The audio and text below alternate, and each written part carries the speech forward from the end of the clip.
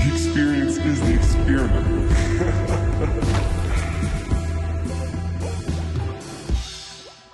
Today's guest hails from Northern Virginia, but has since made his way to Los Angeles, California. With his sound that combines rap, EDM, and punk, he gained a great following and found himself signing a record deal with Position Music. Please welcome today's guest, Ryan Oakes. Woo! I am so sorry. Everybody, I fucked up the first take, so here we are on the second take. We're running it. Round 2. Let's go. So it's been a fucking crazy few weeks for you. We just talked about it, but let's talk about it Yeah, again. I'll run it back. So basically, just signed a big record deal that I'm super stoked on. Huge shout out to Position. Finally got all those booking agents we need to start really touring locked in. Huge collab dropping next week that I didn't mention the first time with this band called Loveless. They're having like a big TikTok moment too. I know Loveless. Yeah, dude, it's a smash. I'm very That's excited for fucking that. And they are the badass. coolest dudes ever for the record, so shout out to them.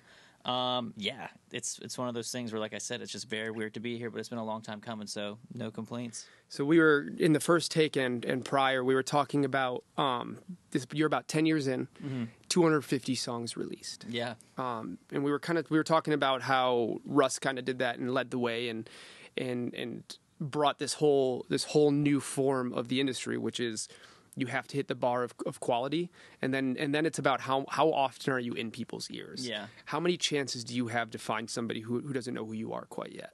Yeah, he really did start like the whole you can make a living being an independent artist thing. Like right when I was started making music, Spotify wasn't a thing. Like that's how long I've been making music. Like it's been a minute. We would post on SoundCloud. You would get your fans to download on iTunes, and that's how you would try to make money. But once those streaming platforms came around, Russ was the dude who noticed that like you don't need to drop a song necessarily. I mean, some people do, and it still works, but you don't need to drop a song and spend money promoting it. Your promotion is the next song. Absolutely. And your promotion for that song is the next song. And people will be like, oh, I like this song. I'm going to go play the next songs and see, like, and dive into the catalog. And like I said, me and dozens of other people copied him when he was doing that once a week thing. And that's how I started getting a lot of traction way back when. And yeah, it's been like a crazy ride ever since. It's been so wild. So when you started and you were doing these 250 songs, how were they getting made? Were you finding producers reaching out? Were you producing some of them? Were you working with friends? Funnily enough, I also don't know if many listeners know what like mixing and mastering is, but like the first 2 years I didn't mix or master my songs because I had no idea what that is. And then this guy Neek, I'm not sure if you know who that is, Neek Attack. He hits me up on Twitter and he's like, "Hey man, you need to mix your songs. Like, will you pay me $20?" And so I started paying this engineer $20. Unreal. And then he went to WU, and so I would go record there. And then I met like Arizona Zervis, if you're familiar, and then my buddy Connor, and all of us kind of formed this thing, and none of us gave up, and we all kept doing our thing, and now we're just all out here in the music scene. Yeah, That's unreal. There's nothing more important than community in this industry, and the ways you can grow and the ways you can lean on other people and they can lean on you is how you can find success in this industry. Yeah, it was weird. Like when the Rust stuff was going on, not a lot of people and up-and-coming artists were like collabing and taking advantage of the internet. Like I know I sound old as hell talking about this, but like it's really been that long since we've been making music, and everyone just kind of followed I'm trying to think of the word I'm looking for. Everyone followed like the breadcrumbs of like the other artists that were figuring it out slowly, and then we all finally all kind of figured it out together, and it's been very interesting to see. Man, that's unreal. Yeah. So let's bring it back a little bit. What is kind of the impetus to you being where you are at the moment? How did you start making music? How did you find this interesting collection of different sounds that created Ryan Oakes? Yeah, so the first like 5 or 6 years it was like really strict rap, and those rap styles like varied a lot. At first it was, if you're familiar with like Huey Mack and Mike Stud, like the good old days when we were on like high school and stuff, it was heavily influenced by them. And it was like the frat rap stuff, like the party stuff, and I was like super into that. And then I found this rapper NF who was like super sick, super raw, and I was like, wow, I really like this. Like I want to pull from this and like kind of find my own way to do it. And then found a lot of traction that way, just like making super honest, like hard hitting music and like really talking about stuff that mattered. Then moved to LA. I did go to college and finish a degree, and I hated what I did. It was personal training. I trained randomly some like professional football players for like a month and then quit. Moved here with like no money in my bank account. I was like, I have 3 months worth of money to like figure this out. And as soon as I did, a song just blew up organically out of nowhere, like 1 million streams a month. Like for 2 years, it was doing 1 million streams a month. Holy And that was paying my bills. And I was like, wow, okay, that is this universal signal for like, go ahead and figure this out. And then I just kept making, so that song blew up, and I was like, okay, so let's follow a formula. Like, let's try to remake this song, but do it better, and like see if we can kind of just like build on it. And I did that so many times, and it was going well, but I just hated the type of music I was making after, like, as I said, 200 songs. Like, I was making a lot of songs like that. And that's so much time between them that you're growing as a human, too. Yeah. Like, yeah. An artist who makes 5 songs that amount of time is probably going to be in a different place by then. Right. And so what eventually happened was I had moved in with my buddies from Philly who I was working with in San Gabriel, and he was like a rock kid growing up, and I was just like telling him, I was like, dude, I can't keep making the same songs, because he was the one producing them too, so he knew. And so one day he just makes like a punk rap song, and I put it out like a year before like the MGK stuff started happening. And we were like, we feel like we're onto something here. And it was just dumb luck that we like kept building on that sound, because a year later MGK came and it went like kind of mainstream. And then obviously my stuff fit. So I was getting like thrown in on the MGK radio on Spotify and getting a lot of traction through like the MGK playlists. And we just kind of ran with it. And we were like, okay, but if we're going to do this, we're going to do it right. And we're going to like respect the culture, because there's a lot of flack about that for certain artists. So I made sure I like became really good friends with the bands and like learned from them and my buddy Jaden in this band with Confidence on the punk side. They're like a legendary underground punk band, like super legit. He taught me everything, like from being a better singer to like really learning how to write a good song and stuff like that. And then ever since then, it's just been kind of like that, growing that everlasting, ever-growing EDM, rock, pop, punk, rap mixture, and trying to do it in a way that no one else is doing it. And I do feel like we're like getting there. We're almost there. Well, I think there's also, time and news and life situation brews specific moments in history where certain things are the most powerful. Yeah. And I think right now the pop punk meets EDM meets rap, that sort of world, that mixture, kind of all the countercultures that kind of fell together to create something that is now helping move pop music in a way that I don't think people realized was going to be this big 3 years ago. Yeah. You know, you have people like yourself who hits this one side of it. You had these people like Beauty School Dropout that are mutual buddies. And my buddy Carly Hansen has her own version of it. And it's just like this guy, Hey Duke, You Suck is another great version of it. And it's just like everybody got the little pieces of each of these genres that they really love, and they're finding their own path with it. And it is this weird, not weird, I guess it's natural, but this sort of common emotion in all of these types of people, which is just like, we tried so many different things, and at the end of it, it's like, hey, can we pick a genre, or should we pick a piece of everything that we really love and just make what we want to be making all the time? Yeah, it's been cool because I really struggled with picking a style. Like I said, it took like 6 or 7 years before I was like, okay, I figured out what I'm going to do, and it's going to be everything instead of just like, because I would have meetings with labels when I was doing well at first, and they'd be like, okay, so like, what's it going to be? Is it going to be like rock, or is it going to be like really raw, gritty rap? Like, what are you going to pick? And I was like, I have to pick. Like, I can't pick. So it's like to see the complete 360 that's happened like over the last couple of years, like you're talking about, it's been a relief for me, because I was like, yo, I'm too ADHD to pick one direction to go. Absolutely. Well, and you guys are kind of forming a new genre, which isn't going to have a name until it's past. Right. You know? Totally. Like that's kind of the retrospect is what designs a genre. I don't know if you've heard. There's this new one called Funk. Like Phonk. I've seen it, but I don't know what it is. I don't know what it is either, which is great because it's like super hot right now. But I was thinking about it today, where I was like, "What?" Because people ask when I go on like interviews and stuff, they're like, "All right, so what's the genre? Like, what is it called?" And I'm like, I gotta think of a crazy name because it's everything. Like, there's no genre at this point in me and like most of the music industry's music, I would say. Well, and there's so many different like variations of how this genre is coming up. You have like what you're doing. You have the more poppy side with like the Carly Hansens. You have people that are doing like the more pop punk version of it, like Lip Candy, if you know who they are. Yeah, I just met them the other week. Dude, they've been on a few times. They're such good people. Yeah, they're sick. They were on that show with Jordy Perp and Beauty School Dropout. That's how it. Yeah, okay, that's how I saw it. Yeah. But it's just like this common mindset of people that are willing to kind of sit in something long enough that they can create it. You know, like it's so easy to go, hey, I'm going to be a pop star. I shouldn't say that. It's not easy. Yeah, but I know what you mean, yeah. But to understand your lane, and there's like some sort of blueprint, I guess to an extent, as much as a blueprint as you can get in this industry. But what you guys are doing is you're telling people what they like. Yeah. You're not asking, hey, oh, you like this? I'll do that. You're saying, hey, this is what I'm making, and you either going to dig it or you're not, but you're going to come around to it. Yeah. I think if you're just like super authentic and it's been cool working with Position because they just get it. They're like, dude, like you can make a really crazy rap song and we'll drop it. Like I dropped the first super raw rap song in like 3 years to like start off my releases with them, and they signed me because of the stuff that wasn't rap. And they were like, yeah, just fucking run it up. Like, who cares? Just go be yourself. This is a great song. As long as it's a great song and you're authentic and you're trying to make an impact in one shape or another, I think people are going to gravitate and relate to it. And the music industry is finally catching on, which has been an absolute pleasure because I feel like every artist has been waiting forever. So it's been a cool moment. If we're in a weird time where you can look and find every 20 minutes, you can find somebody with 5 million monthly listeners that you've never heard of. All day, every day for the rest of your life. Yeah, it's really crazy. And that's been a big thing for me, too, because, like, I'll go to all these labels and I'll be like, yeah, I've worked with this guy and he's killing it. He's got, like, a couple million monthly listeners. And they're like, who's this? Exactly. Like, I've literally never heard of this guy.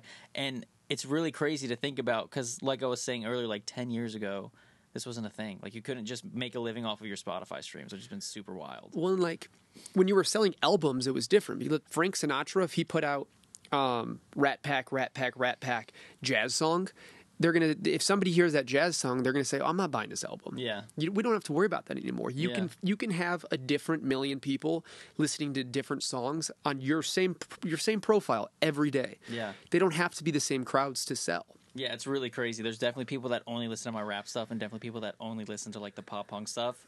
And it's also been weird because like I'll have a show. And a fan will be like, "Why weren't you rapping?" I'm like, "Oh, damn, you didn't know I don't like just rap like that anymore." It's like it's like very strange but very cool. Well, and that allows you to make a set that kind of ebbs and flows within all these different portions of how your brain works. Yeah. So what's the next 2 months going to look like for you, or what do you hope for them to look like? So I had terrible luck with touring this year in the sense that 2 of them got canceled that I was going to do, and I was just going to be direct support. So it's kind of out of our control to like play shows the rest of the year. So I have my debut album done, and I'm just going to go in and make a second album. I got sessions every day until Christmas, and I'm gonna just go in and keep making stuff and keep making cool stuff and working with cool people. Hopefully, some cool stuff will come from that, and then next year it's just going to be tour. What is your process like right now? Knowing that you have what you need for the next step, is it different for you creating an album knowing I need this album ready versus this is the album I'm releasing after this album, like a different sort of mindset? It's interesting. It helps to have a really cool label because, like I said, I think depending on the label or if you're independent, it kind of varies. But on mine, since I have such creative control, which I'm very fortunate to have, they're just like, dude, make as many good songs as you can. And if we don't think it's a Ryan Oak song, we're going to send it to this artist manager and see if they'll do it and stuff like that, and just like pitch songs I'm not going to use. I've been doing this thing recently where I show up with the vocals recorded with no beat. Like I just been messing around so I have a full song, and they are turning out like 10 times crazier that way. So it's super interesting. Like I'll have a melody pop into my head when I'm driving, and I'll voice memo it, go home, cut it, build a hook around it. All right, cool, let's do the verses next. And then I'll send it to my producer buddies, or I'll just go meet with them in person and we'll build the beat around it. And they are turning out significantly better than most songs would. So I've been trying to do a little more of that, but at the same time, it's cool to just start from scratch with your homies and just like make something really cool you're hyped about. Does that consist of you writing to progression or just a metronome? Honestly, metronome for sure. If I'm like singing, I'll do a metronome, but it's just silence, which is really crazy. That's wild. Yeah. I definitely worked the other way where I create beats and then somebody comes and writes on it, or myself. But I have I struggle with creating the verbiage first and then trying to find what fits underneath it in that same way. Yeah, it's interesting how the different ways people work. That's phenomenal. Yeah. And it sounds like this is a newer thing, so it's like super new. It was based off this idea. I like had a hook I wrote in my head, and then I brought it to the guys, and I was like, why didn't I just cut this? It would have been so much easier if we could build the beat first. And then 3 or 4 weeks ago, my boy Matty Beats, who's been crushing stuff for me recently, I was like, dude, like I'm just gonna bring you an acapella and see what happens. And then that was the eureka moment where we were like, yo, this is a new thing we should try to do. And then literally yesterday I did the same thing where this weekend I was bored and I just cut a whole song over a metronome in a key and then just brought it to my boy and he crushed it. It's so much better. It's so interesting. What a fucking trip. Yeah. I mean, I think what that really shows also is any fucking kid out there who's sitting in their room and doesn't have a piano or a computer, there's really no excuse to not be creating. Yeah. Yeah, honestly, yeah. I used to hate like the whole like go on YouTube and try to find a beat you can work on. And then try to message the person to see if you can buy it for $20. Yeah, so if that's the case and you're listening to this, like just find a key, like turn on your auto-tune, find a key, mess around with the melodies until something sounds cool, and then build a hook around that, and then you got a song, man. Send it to someone to produce around. That's so interesting. Putting on auto-tune first, so at least you know that you're sticking in the same key and kind of in this range. Yeah. What a fucking trip. I've never just thought boredom, about creating dude. like Yeah, that. the dumb shit you do as a musician when you're bored. I mean, my favorite things that I've made for myself are when I'm like, do I have the plug-in for this? Yeah. Instead, I'm going to set up a stereo pair and fucking spin a microphone, or like do the weird things where it's not always the most immediate path, but ends up finding kind of answers that you would never have found otherwise. Yeah, I agree. I've seen people do the same thing where they're like, we have a plugin, but like, let's take the guitar and do this crazy sliding thing on it and do all these crazy verbiage on like where you automatically adjust it as opposed to using a computer. And it's just like, yeah, you get ideas you wouldn't if you were doing it vice versa. That's so fun. Man, well, hopefully once we're done with this, I can hear some of these new songs. Yeah, why not? So tell me kind of a little bit more on how you started. What was the start of rapping? Was there an instrument in your hand at any time? I mean, I was in pop punk bands before, like from second grade to like seventh grade, I was doing pop punk, but I was terrible at singing, so I was just guitar. And then I'd always wanted to be a movie director too. Like, I didn't want to be a musician full time. I always wanted to direct movies, so I was messing around with cameras like my whole childhood and like filming dumb skits with my friends. And then I came across a parody song on YouTube, like some Weird Al type stuff. Oh yeah. And I was like, let's do this for a video. And then I pulled up GarageBand and I like made the dumbest beat ever. Had terrible out of key auto tune on, like, and we just made like my first song was called "Blow Me for Money" as like a 12-year-old kid. And then I was like, I kind of put it down. It was really fun. And I kind of put it down. I was like, this is just for the video. And then I came across Eminem and found him in middle school when YouTube was just a thing. Oh yeah. And saw the Till I Collapse music video, and I was like, whoa, this is like the coolest thing ever. And then I was super obsessed with listening to rap. And then I think from that, once I hit high school and was like a senior, I started drinking and partying, and I would just jump in like drunk freestyles kids were doing, and people were like noticing that I was a lot better than everyone else. And then my buddy was going to the Marines and was like, dude, by the time I get back, you need to make a mixtape. And he was like half joking, but I was like, nah, I'm going to do that. And I was going to go play college lacrosse, and I was going to have a big senior year, and it was leading into my big senior year. And I quit before the season and like gave up all these scholarships, and everyone thought I was crazy. But once I put that first song out, someone said it was bad or something, and like, I'm that stubborn dude that's like, oh, I'm bad, like I can't make it doing this. All right, bet. And then ever since then, it's just been like, I have a chip on my shoulder, and I'm still proving to the people that said I couldn't do it that I can literally just do it. But that fuel is finding whatever fuels you is a huge part of this process. Yeah, because everybody. I'd like to say that it's always easy and they always have the creativity and shit. That's not true. That's not it's life. A muscle, yeah. Yeah, absolutely. It's something you got to work out, and you also sometimes need your creatine to kind of wake it up a little bit. Yeah. What were you playing in lacrosse? You seem like an LSM kind of guy. That's funny. Close. I was a Fogo, but I was also just like the dude I was like so much bigger than I am now in high school. I was like 220 pounds running like a 4.640, like gonna like NFL combine type shit. And they just sent me in to like knock kids over that they didn't want me playing, to be honest. So it was more so like my size they were looking at as like a midi, defensive midi, I guess, but not long stick. But yeah. But you were running both sides of the field. Yeah, I was just sent in to bulldoze kids essentially. I was a goalie for a bit. That's sick and hard. Well, I'm blind also, so if it got stopped, it was me finding out I got stopped when everybody else found out too. It was just hitting me, but not the most athletic. But it's a fun fucking sport. It is. It's really cool. I didn't pick it up until I really wanted to do football, but once high school hit, I was like, I fell in love with lacrosse for sure, and it was like a year-round thing. Were you also in bands at this time? No, there was no video stuff, no music, nothing going on. I kind of just quit to be like the athlete, and that was like the new thing I was going to do. I was going to be a college athlete, go do that, be like a superstar hopefully, and then you make one rap song and you drop it all. Did you go to school? Yeah, I graduated college actually. I got a degree in health and human performance, which is when I was telling you I was training NFL players for a second. Trust me, I live for the experiment, but there is one place in my life that I don't want to be an experiment. And that's when trimming my balls. Luckily, the Performance 4.0 package is here. Inside this package, you will find the Lawnmower 4.0 trimmer, the Weed Whacker ear and nose trimmer, the Crop Preserver ball deodorant, the Crop Reviver toner, the Performance boxer briefs, and a new travel bag to hold all of your new favorite things.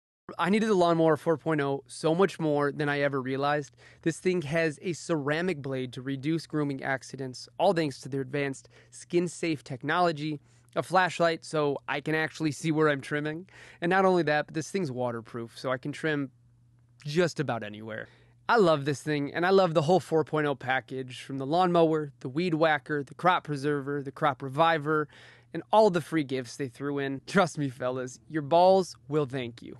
Get 20% off and free shipping with the code EXPERIMENT at manscaped.com. That's 20% off and free shipping with the code EXPERIMENT at manscaped.com. Unlock your confidence and always use the right tools for the job with Manscaped. That'll do it. What a weird career, dude. I was waking up at it's like from 5 a.m. to 8 a.m.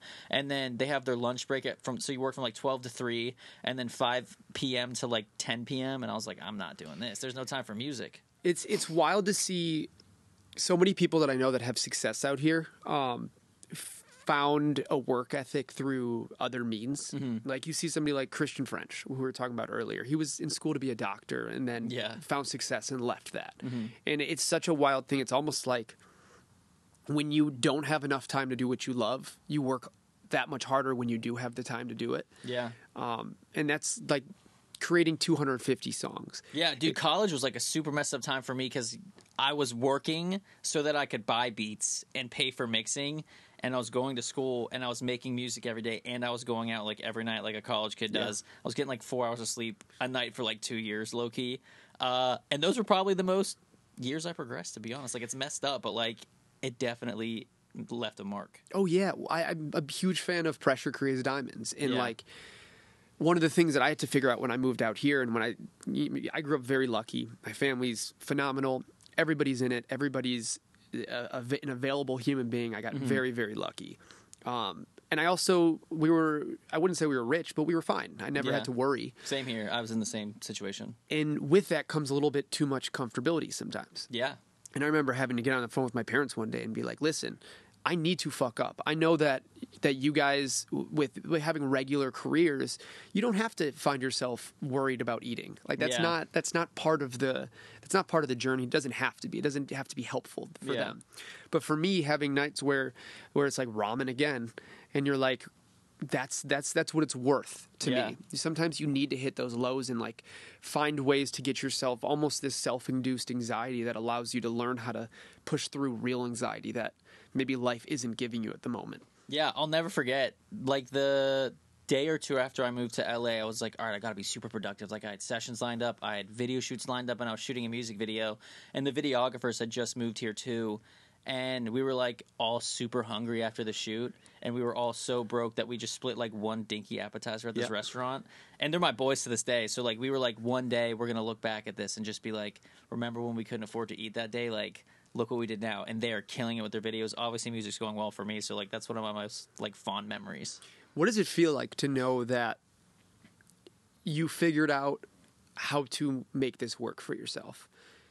It's interesting because I literally feel like I'm still winging it. Like, I wake up every day, I'm like, I'm going to try to make a funny TikTok, I guess, so the song goes viral. Or, like, I scheduled a session and hopefully it turns out to be a hit song, but it might be a complete bust. And, like, I'm still waking up every day and, like, people might think you have it all figured out. Dude, I don't have anything figured out. It's just me. Like, I've been throwing shit at a wall for 10 years now, and eventually one thing's going to work, and that's totally awesome. And then it's going to be another year of me doing the same thing until you get traction or like get a big feature or land a big playlist that accelerates you forward or a big tour. It's just like everyone, so far what I've learned is everyone in the music industry is just throwing things and hoping they stick. Like booking agents, A&Rs, producers, artists, everyone is just trying things and eventually you hit. I think people think that you grow into the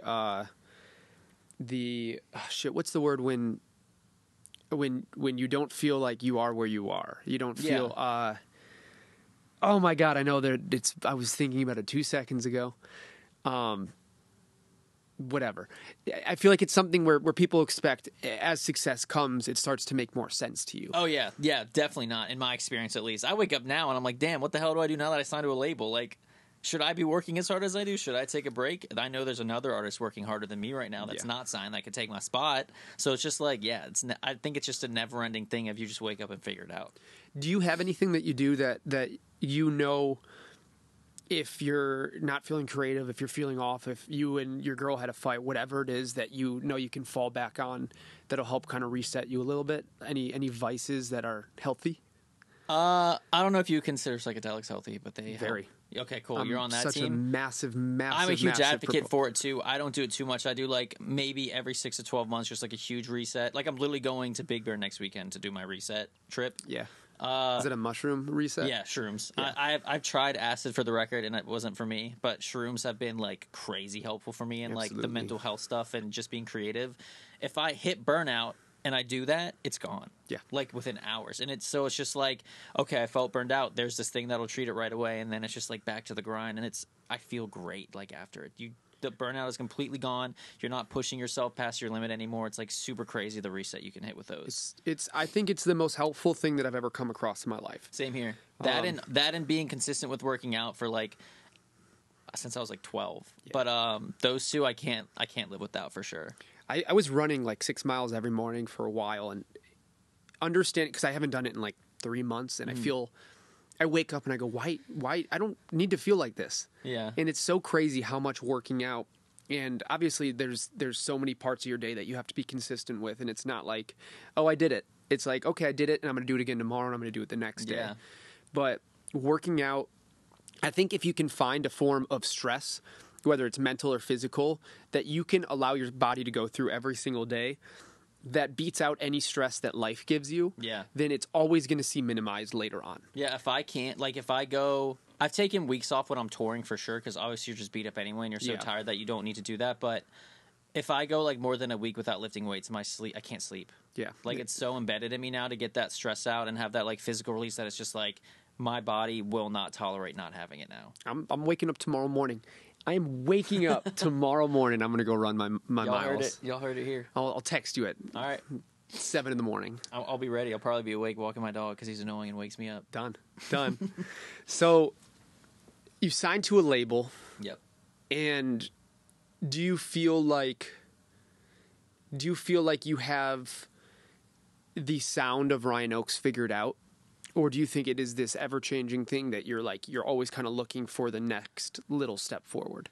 I wouldn't say it'll be ever-changing at this point, but it's definitely going to be ever-evolving. I don't know if that is complete yes when it comes out, but my label's been really cool. Like I said, they'll let me do whatever I want, so now I'm just at a point where it's really pushing myself to make a cooler beat, to make a harder song, or just get better at singing. Absolutely. Learning how to sing was a new thing for me. Like I couldn't sing 2 years ago, so I've just been doing a lot of vocal stuff at the old YouTube University, where you just look up how to sing tutorials and you just do them. And it works. It works. Honestly, like I do vocal lessons with a real coach now, but the first year and a half I was learning how to sing, I got to a point where I could sing off of just YouTube, which is really crazy. It's unbelievable. But that I think what people forget about YouTube University is there's nobody telling you not to do something or to do something. And if you don't have the shit figured out up here to make sure that you stick with your stuff, then you're going to fuck off just like you would in any other class. Yeah, I went to YouTube University over the 2 years we were all locked inside because I was just bored and I was like, all right, I want to learn how to like invest right.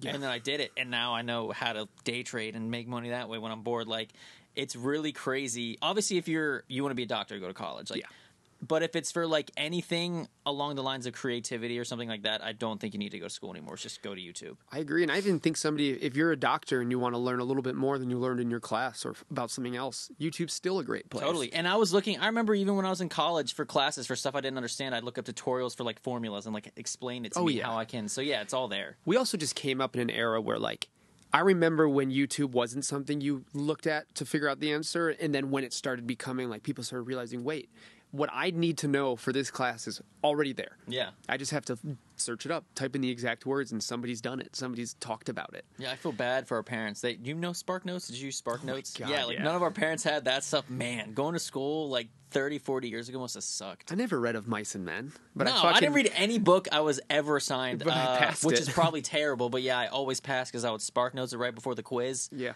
Pass with flying colors and then just move on. You get that little page that's everybody passes before class. Yeah. It's such a different world, and it also really doesn't it makes it so there's no excuse for any excuses. Right. Like if you want to figure something out, it's there. If you're waiting for somebody to record you and that's why you don't have music out, go figure it out. 20 minutes later, you'll know how to use your PreSonus or your Focusrite and figure it out. You know what's really funny? This brought up a memory because we were talking about Felly earlier. The first beat I bought was a Felly beat like 9 or 10 years ago. And I remember I got a job so I could buy it. That's like I heard this beat he made crazy. and I was like, yo, I need this beat. And I like literally got a job front desk at a gym so I could do it. And then I went and bought like a $20, probably like the size of this bottle cap mic from Best Buy to just hold up to my mouth. And I was recording in my mom's walk-in closet, making the worst sounding music ever. But like, what a trip. No excuses. Have you met him now? We've run into each other a few times, but I haven't like gotten to talk to him yet. One of the gems of this planet. Just I a believe sweet that just dude. by following him, dude. He's like the nicest kid I've ever. only met him once, like legit met him once. I think we've knocked into each other at a few parties, but like some people you understand who they are in Oh, he's our- definitely one of those people, yeah. Who else are you kind of digging that's coming up in the world right now? I feel like I'm a big fan of all my friends for sure. Please there's plug this 'em. kid 0936. I'm not sure if you heard of him. He's like really big on the rock side of stuff. Just had a #1 single. He's been someone I watched blow up since day one. Like Arizona Zervis, the guy who made the Roxanne song, if you're familiar. Known him since day one of his music. Incredible to see where he's gone. My buddy Nola for the middle child. Jordy Pert, my roommate. I'm really cool and a fan of this guy, Ryan Caraveo, who absolutely crushes it. You should check his music out if you haven't. Loveless. Everyone I'm working with now, like I have songs with Loveless, this band Magnolia Park. They're all so sick to me, and it's just so cool to work with all them. But yeah, all the kids that are hot in like the TikTok scene, I'm cool with, and I'm a huge fan of their music.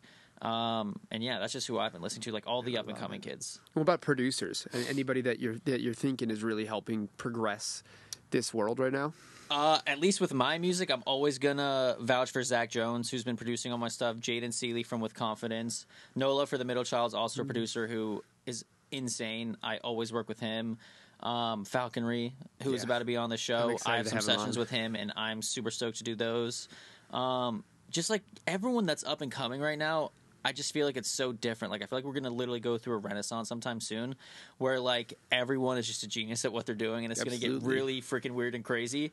I think we're already getting there. Yeah, it feels like we're getting there. I don't think I'm there yet, but I think a lot of my friends are getting there, and it's really crazy to watch people just pull the most insane ideas or just like walk up to 40 different instruments now because the YouTube stuff, they know how to play every instrument in every room now. It's like fucked up, dude. So, But I think the fact that you're not there in your head, and I don't think that you ever will be there in your head, Right. is the reason that you're always going to be chasing the idea of learning more and having more in your head and being better than you are at this moment. Yeah. I think that's what it takes. I think everybody who you're talking about who is there, in their head, they're not not. there. They're Yeah, 50 for sure. steps, and you're ahead of them in their head. And everybody, I really think that communities of people that agree on these simple terms of just constant progression, constant getting better. And it's not even for, I don't want to get better because it'll make me more money. I want to get better so I can be better at my craft. yeah, it's never been about money for me for sure. It's always just like, dude, just like I said earlier, it's just like, oh, someone said this new song I thought was amazing wasn't good. Okay, let's make a song they think is amazing. Like, it's just try to Absolutely. push yourself. And a lot of people give TikTok flack and stuff like that, but I feel like the pressure, there's a lot of pressure on musicians that hasn't been there before. Like, Absolutely. a lot of people took a toll the last few years because touring wasn't a thing and their income was gone because they signed deals where the touring would pull their income and they gave them an advance that they could live off of for a while. Life benched them. Yeah, literally. And people hate on TikTok, but it's like so many kids like Arden are being discovered that would have probably never been discovered without TikTok. Absolutely. So the pressure's there, and artists are feeling more pressure than ever, and that's why I think there's going to be like a crazy renaissance. It's just because like there's so much pressure on every artist right now because a kid from Oklahoma could be like doing what you're doing but 10 times better, Yep. and now the internet will show you. Living in his parents' basement. Yeah, who has no clue how good he is. It's like insane how some of the stuff that pops up on my For You page, I'm like, I wish I could sign these kids because like there's so many talented kids out there. A lot of people can handle it now that I don't think could way back when, but like a lot of artists are getting a lot better at getting a handle on it and being like, okay, that pressure's there. I'm at least going to try and do this and push myself that extra mile. I don't think that was there way back when. So now it'll be very interesting to see where it goes is my take on it. I think we're going to get to this point where it's, and I think we're almost there, where there is so much talent that the talent isn't what's impressive. Yeah. Where it's almost like how do you not know this shit? There's so many ways to learn stuff right now Yeah. that if you don't know something, there's a way to get better at it and learn it as long as you have the discipline and what it takes. Yeah. But I think creativity is gonna have to become the absolute pinnacle of this industry. And how you can do great things on TikTok, but how can you do great things that person hasn't done and all these people want to do? Right. Like, it's this weird fucking ever-changing, ever-flowing existence for art in general right now in all mediums. Yeah, I think it's cool. One of the other cool things TikTok did where it seemed to like push away professionalism and it seemed to like embrace like raw artistry or like terrible quality video in a good way. I'm not hating on that at all, but like, dude, I would post like the craziest music video snippets and they would get no love, and then I would post just like the worst video of me singing a song and it would take off. Like, oh yeah, and people really want to see your personality. Like, I learned that right away. Like this year I was like, okay, I'm going to take TikTok super seriously.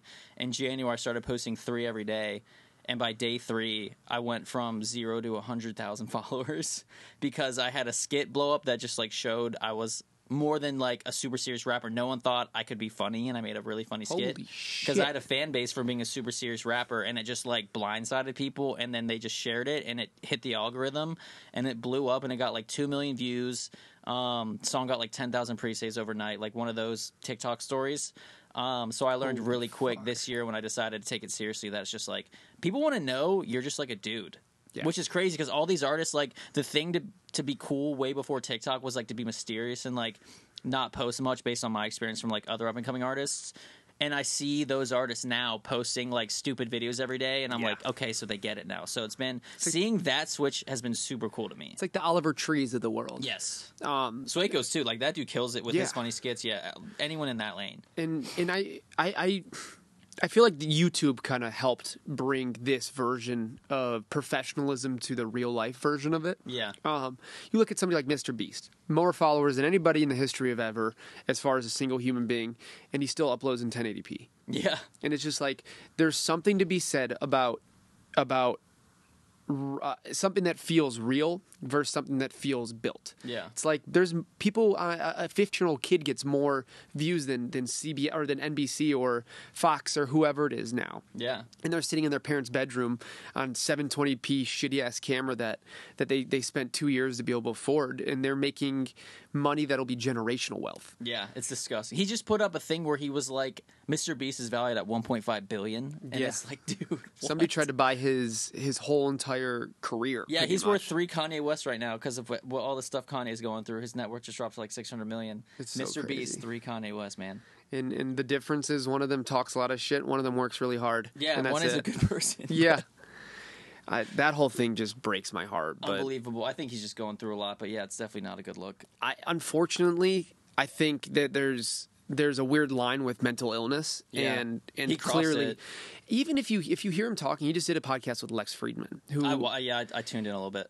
It was like there's a difference between somebody talking where you listen and you almost kind of believe them even if it's not real, and then you hear somebody like this where it's like a 5-year-old making things up as they're going to get out of trouble. Yeah, he just sounds like he's a bit too far. Like he might be one of the people where like the stress was just too much. Like he pushed himself too hard. I think I'm sure there was preconceived conditions and all these different things that like nobody needs to be that big. I don't think it's healthy. I don't think it's correct. I definitely, for the record, never want to be anywhere near as big as Kanye West as a musician.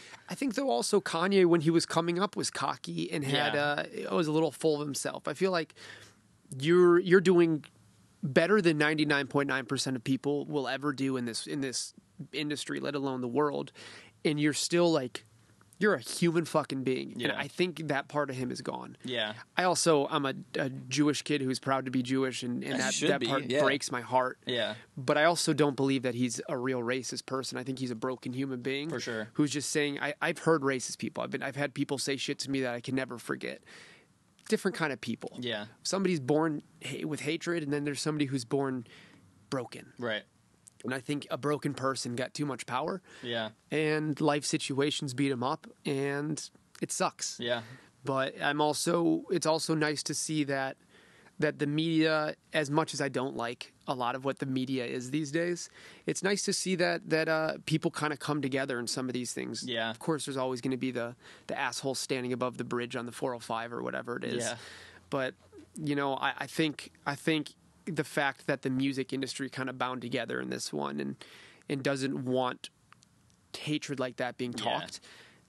I think that's important to see too. And yeah, that's the other honestly good thing about all this stuff now. How you were saying like there's all these people with millions of monthly listeners you've never heard of. It's like good. Yeah. Like I'm the dude. Like I'm really happy where I'm at. I'm at like 1 million monthly listeners on Spotify right now. Which is fucking I think beautiful. if I got like 5 or 10 million, I'd be like, this is as far as this should go because I want to keep my humanity. I want to be able to walk in public and not be harassed and like be able to enjoy time with my family, not have a paparazzi. Like that is so destroying as a human. You're like an animal in a cage at that point. Absolutely. So yeah, definitely not after any major fame. And a lot of people now, I think artists at least understand that too, where they're like, yo, I want to make a hit song, but don't make me a superstar. Like, I want to be able to eat and feed and like live comfortably and be happy and do cool stuff and take cool trips. But like, I'm definitely good off of like having a paparazzi chase me. Man, that's why I love this is I get the opportunity to be obsessed with how great other people are doing and not have to be the person that everybody's looking at. Yeah. Because I don't want to be that person. I want to give people that opportunity to share their experience, share their story, have some kid who's sitting in his bed wishing that he could make a song and not knowing what to do, who now goes, I'll make fucking 350 songs if that's what I have to do. Yeah. That's what I want. I don't need to not be able to take my kids to the store when I'm older, not give them a regular life. And dude. I don't know. This whole industry has, with such high highs, come such low lows. Yeah, I mean, look at Kanye. Like to get to where he's at, you're gonna break. You're gonna absolutely break. You're gonna lose pieces of you never thought you could lose. He doesn't have a family anymore. Yeah, like he lost everything. Like even today, he lost all his like CAA, like his booking agents, Def Jam, Adidas. Yeah, like no one is distributing for his label Good Music anymore. Like he got cut off of like pretty much everything today, and it's like, dude, was this worth it? Like you already had $1 billion. Why did you need to like? Well, that's the thing. I see people who say things and you know that they're a shitty, terrible, racist person and they were thinking that without the break or not. Yeah. And it sucks because I see somebody like him and I'm like, I don't know if I believe that he means it. But when you start to say something enough, and what's then try the to difference? Explain and back it up, like, because he was told to apologize, and he really could have, and he said no to apologizing. So it's like, damn, you're really going to stick to your guns on that, pal? Like he said, why would I go to the Holocaust Museum when the Holocaust? I can go to Planned Parenthood to see the Holocaust Museum, and it's just like, at what point should they have kept his jaw sewed up? Yeah. Like it's just this man is such a musical genius and just completely ruined not only his career, but there are so many people who live from his music. Yeah. Who now it's completely tainted. Yeah. It's just crazy world. But that's why the world has people like Mr. Ryan Oakes, who's putting out amazing music, signing great deals, and still walking around with a smile and a good heart. Yeah, I'm trying my best out here. Man, you're killing it. I'm so happy I got to have you on. We were trying to make this happen for a minute, and I'm so happy. Yeah, we had to move this around like 3 times, by the way, because of me, because I kept getting wrapped up in BS and moving and signing. I'm also terrible. I'm so bad at answering messages, and that's something that I need to work on. That was not all you. But also we're here, and hopefully there's many, many more of these. You're absolutely welcome back whenever you'd like. Dude, yeah, I love chatting. Let's go. Dude, I'm stoked to meet you. I'm stoked to get to call you a friend now, and I hope we do this soon. Yeah. Do this again soon. Thank Congrats you. on absolutely everything. I appreciate it. Everybody go check out his music. There's 350 new tracks coming. Eventually. I definitely got a couple hundred left in me. We'll see. Man, that's unreal. Well, I appreciate you. I'm excited to hopefully get to hear a couple tunes. For sure. And to everybody out there, I'm Ryan Oakes, and this is an experiment. Bye, everybody. Thank you, brother. I appreciate you.